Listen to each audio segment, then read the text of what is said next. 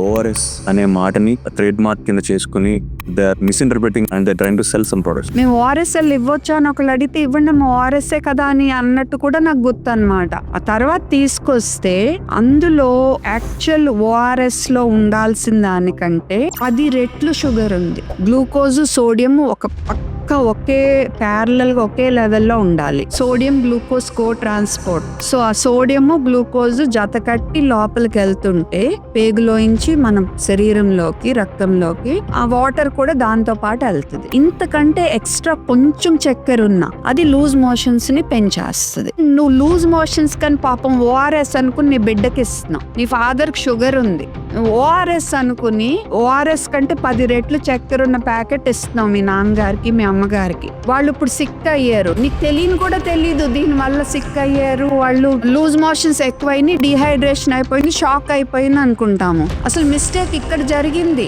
మన దేశంలో 100 మంది పిల్లలు 5 ఏళ్ల పిల్లలు చచ్చిపోతుంటే 13 మంది ఎందుకు చచ్చిపోతున్నారు? లూజ్ మోషన్స్ వల్ల. మరి అలాంటిది నువ్వు లూజ్ మోషన్స్ పెంచేది నేను డిస్క్లైమర్ పెట్టి అమ్ముకుంటున్నాను, నేను అలా మార్కెట్ చేయట్లేదు, నువ్వేం చెప్పినా చదువుకున్న వాళ్ళే డిస్క్లైమర్ చూడరు, డాక్టర్స్ చూడట్లేదు. వాళ్ళ మెడికల్ షాప్స్ లోను ఐసీయూలోను హాస్పిటల్స్ లోను ప్రతి చోట ఇది పెట్టేస్తున్నారు.